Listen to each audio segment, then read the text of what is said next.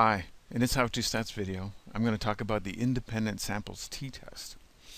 Hopefully by the end of this presentation, you'll not only know how to actually perform an independent samples t-test, but you'll actually understand what the test is. I know when I first learned the independent samples t-test, I could do it, but I really had no idea what it was and how it worked, or when I should apply it. So hopefully you'll actually have a decent understanding of that by the end of this presentation. So, before I get on with the details of the independent sample t-test, let me put up a little bit of a setting because I'm going to use this as an example in demonstrating the independent sample t-test. And the setting is a study that was performed by Brody et al. And published in 2004. And what they were interested in was whether smokers and non-smokers have equal brain sizes.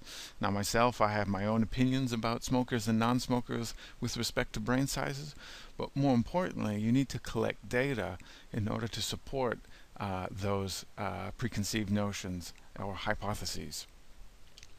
So brain volume was what Brody et al. Were particularly interested in. They wanted to know whether smokers and non-smokers had different sized brains with respect to brain volume. Now the problem with testing hypotheses, or the challenge, is that you can't test everyone in the world. Now ideally, Brody et al. Would have everyone in the world in their study, but it's just not feasible. So, and that's when we talk about populations. Can we have the whole population? No, you can't. So we're really left with samples, and which are smaller representations of the population. And that small collection of people, we use the term sample to refer to that. So the independent t-test, what's its purpose? In very plain language, it's used to test the difference between two means. But I need to qualify that. Independent means, and that's why we call it an independent t-test, because there's a different type of t-test for dependent means, and it's often called the paired sample t-test.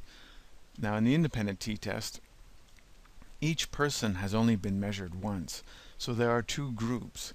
In this case here, smokers and non-smokers. So either you're a smoker or you're not, and each person is only measured once in terms of their brain volume. Now the dependent variable has to be measured on a continuous scale. And usually that continuous scale is interval ratio. If you're not familiar with levels of measurement, nominal, ordinal, interval, and ratio, I encourage you to check out another video on this topic because it's very important to understand levels of measurement when applying statistics. I just mentioned briefly, sometimes people will do an independent t-test on a dependent variable measured on an ordinal scale. That's more an advanced topic about whether you should be able to do that or not. Typically, we only talk about interval ratio. Now, brain volume would be one of those interval ratio scales. In fact, it's a ratio.